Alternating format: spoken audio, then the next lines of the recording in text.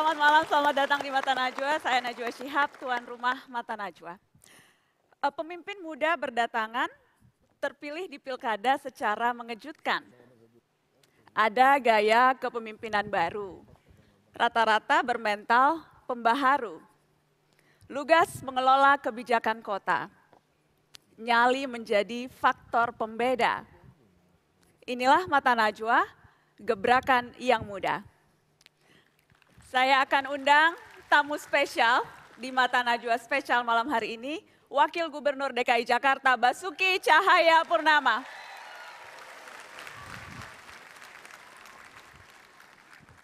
Boleh sekali lagi sambutan yang meriah, Pak Ahok, pemimpin Jakarta, Jakarta Baru.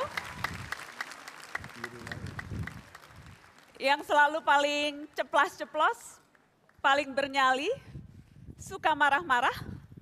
Malam ini saya dimarahi tidak? Selamat malam Pak Ahok, terima kasih sudah hadir di Mata Najwa, silahkan duduk. Sudah 2 kali sesungguhnya datang ke Mata Najwa, cuma malam ini spesial karena ditonton oleh kurang lebih 1.000 orang. Yang jelas Pak Ahok sekarang bulan Oktober ini persis 1 tahun menjadi Wakil Gubernur. Ya. Sudah mulai frustasi, sudah mulai susah tidur. Kolesterol berapa aman kolesterol? Aman-aman, kayaknya lebih sehat deh. Malah lebih sehat? Iya. Belum kapok setahun ini? Soalnya dari gaji aja di tabungan udah 1 miliar lebih, lumayan di sini. Gaji 1 miliar? Loh memangnya lumayan. Wakil Gubernur gajinya berapa Pak? Ada tunjangan-tunjangan macam-macam, saya masukin ke tabungan udah 1 miliar lebih. Tidak pernah keluar biaya sekalipun ya? Ya semua ada operasional macam-macam. Nggak pernah bayar mobil, nggak pernah bayar pajak, semua dibayarin. Luar biasa. Pak Ahok, saya mau langsung to the point, ceplas-ceplos. Kalau kita bicara Jakarta, penjahat paling besar Jakarta itu siapa ya? Kita sendiri sebetulnya. Kita sendiri? Karena? Kenapa? Karena mau dapat 1 triliun mudah di DKI. Kalau kita berpikir mau punya deposito 1 triliun, bunganya 5 miliar lebih tiap bulan. Dari itu mana yang bahaya. 1 triliun itu? Ya menurut saya sih itu kalau properti yang mau melanggar kan dapat duit. Hitung-hitungan 1 triliun itu jadi maksudnya pengusaha. Ya kalau mau dapat 1 triliun tidak susah lah maksud saya gitu loh. Jadi sekarang udah berapa triliun nih? Justru kan itu penjahatnya di situ saya bilang. Penjahat kan. di situ. Ya itu yang bahayanya buat kita gitu loh. Yang kedua bahaya juga kita sendiri. Kalau kita takut mati, gaji enak, ya kita nggak berani ambil tindakan apapun. Jadi nggak ada bahaya yang lain, bahayanya kami sendiri sebetulnya. Jadi penjahat itu bisa ada, siapapun bisa menjadi penjahat. Termasuk pemimpin yang tidak amanah penjahat juga dong? Itu terserah kamu lah. Nanti tersinggung lagi bos-bos yang lain. Kok jadi takut tersinggung Pak Ahok? Kita ingat dulu, teman-teman Bapak Ibu juga ingat, waktu lagi debat pilkada. Kita nonton sedikit ya debatnya ya, cuplikannya. Ini dia cuplikan waktu debat pilkada Jokowi Ahok lawan Foke Nara. Waktu itu di Metro TV juga, kita lihat sama-sama. Haya Ahok, haya. Sudahlah. Tenang. Mata sama saudara. Orang Betawi kan sama-sama sipit. Betul. Jadi Ahok pindah-pindah terus nih, belum kelar udah pindah lagi. Abang pengen tahu nih, nanti lulus, masuk jadi sini, kira-kira pindah lagi nggak Ahok nih kira-kira? Silakan 2 menit dari sekarang. Kayaknya Bang Nara nyontek Mata Najwa nih. Pertanyaannya itu udah ditanya dari Najwa. Kan kalau kita bilang main bola nih Bang, main bola kaki, kalau kita pemain yang jago di kampung, pas di nasionalnya tidak ada pemain yang baik, mau tidak mau klub bolanya cari pindahkan dari kampung. Ini masalahnya rupanya di Jakarta kagak becus pemainnya. Jadi kami dibawa ke sini. Itu legendaris tuh. Pak Ahok, waktu itu ketika keluar pernyataan Haya Ahok, saya ingat banyak yang tersinggung. Banyak yang merasa tidak pantas itu diutarakan dan sebagainya. Cuma Anda selama ini tampaknya santai-santai saja kalau kemudian dikait-kaitkan dengan hal-hal yang berbau minoritas, SARA dan sebagainya. Apakah ini sensitif untuk Anda? Saya udah lewatin yang paling susah sejak saya berpolitik tahun 2003. Jadi sentimen agama, sentimen ras itu udah keterlaluan, udah saya hadapin. Karena di tempat Belitung Timur kan 93% Muslim, nah yang kita lawan kan Partai Bulan Bintang dengan Yusril Iza Mahendra waktu itu. Aku udah kenyang digitu-gituin. Mau pakai surat Al-Maidah 51, mau bilang partai ikut babi, mau kafir, atau minta saya mundur karena saya Cina, Kristen, tidak ada yang mau milih gitu kan. Aku udah jadi kenyang gitu ya, udah jadi terbiasa. Jadi tidak lagi terganggu. Ya saya gangguin juga, makanya saya ledek-ledekin juga. Gitu kan? Misalnya kayak dulu waktu saya udah calon bupati kan didatangin beberapa pemuda minta saya mundur. Karena katanya itu kita tidak mau pilih kamu kan kafir, Cina, macam-macam gitu kan.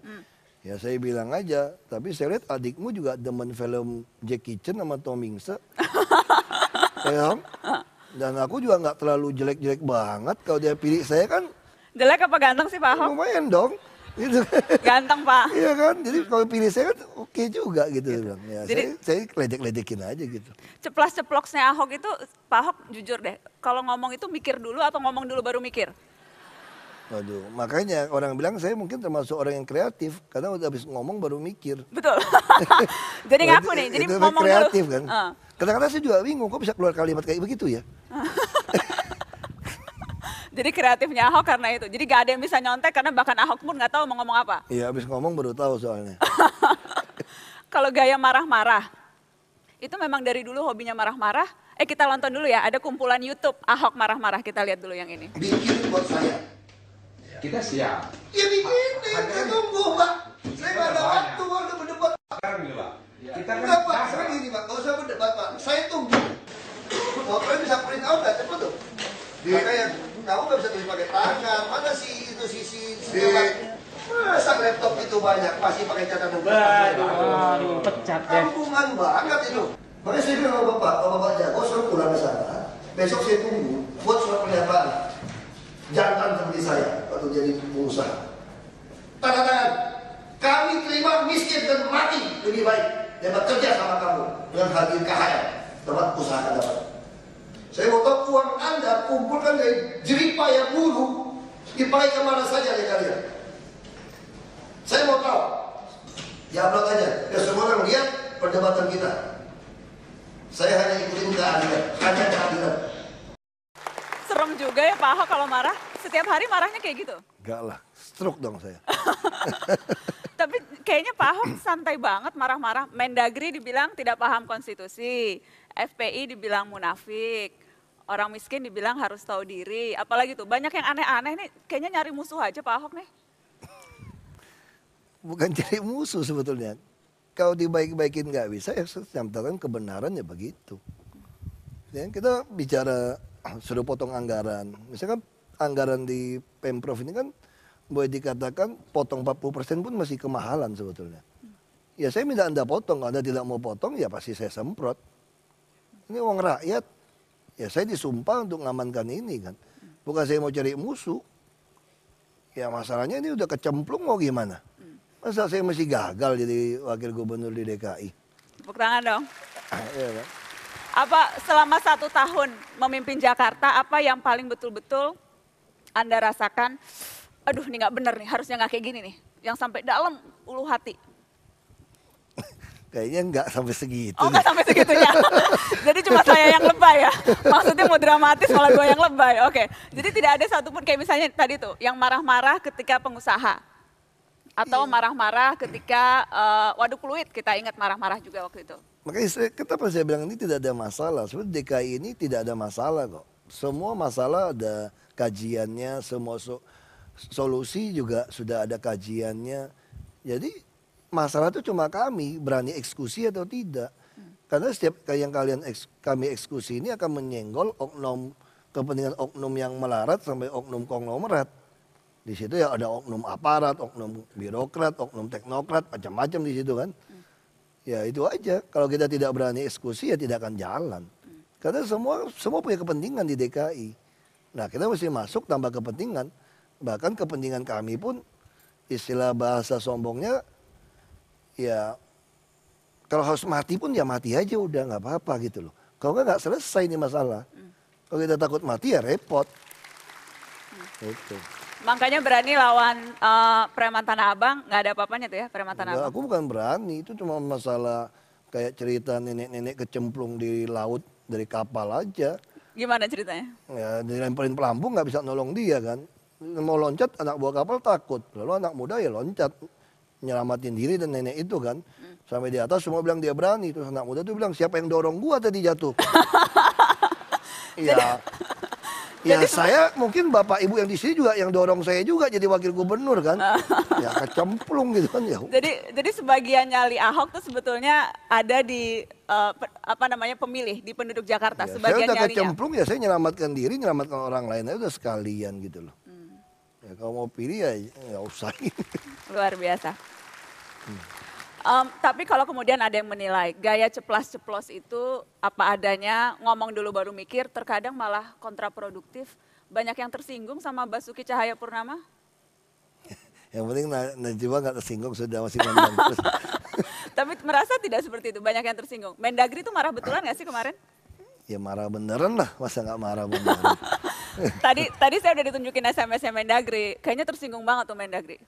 Ya masalahnya apa? Bukan kita mau menyinggung beliau ya sebagai atasannya.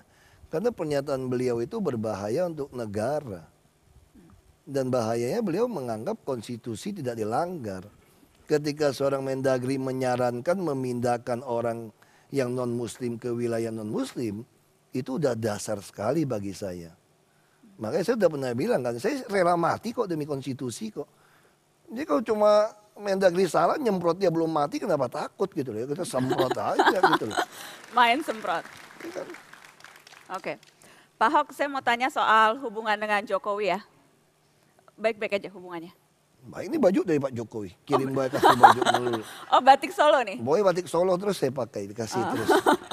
Karena atasan, karena bos nggak enak jadi dipakai atau beneran suka nih? Enak ini, lebih ini dikasih yang katun halus lebih enak. Cuma malam ini kesini ya pakai yang sutra dikit lah.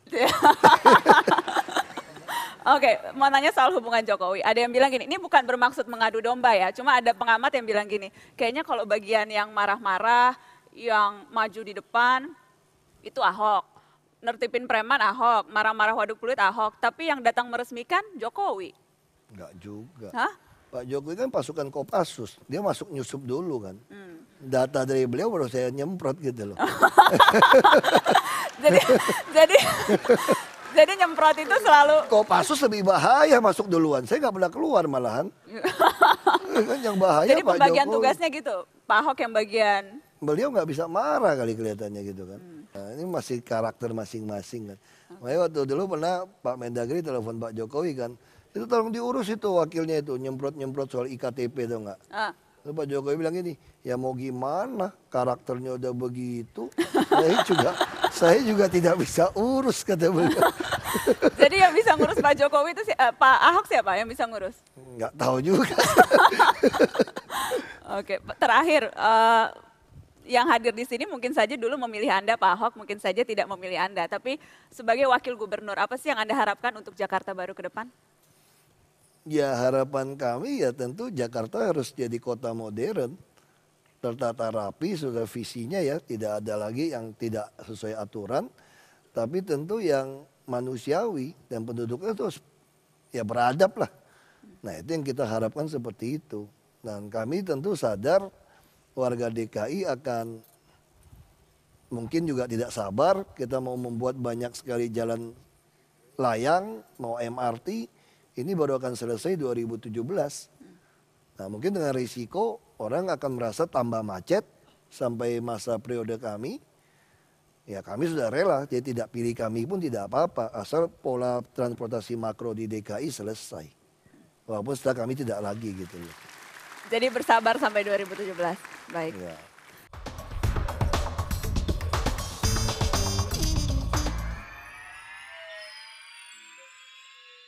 Pemimpin muda harus punya cara mengikis buruknya kebiasaan lama. Mengubah watak kekuasaan dari mental raja menjadi sejenis pelayan. Pejabat yang ingin menyenangkan semua tak akan bisa mengubah apa-apa. Galak demi membela rakyat lemah. Marah karena menyelesaikan masalah. Menampilkan contoh nyata melawan kepentingan privat yang menggila. Rakyat tidak bodoh dan tuli. Mereka tahu siapa pemimpin yang peduli. Basuki Cahayapurnama, terima kasih banyak sudah jadi tamu di Mata Najwa. Lagi aplaus yang meriah untuk Mata Najwa. Najwa.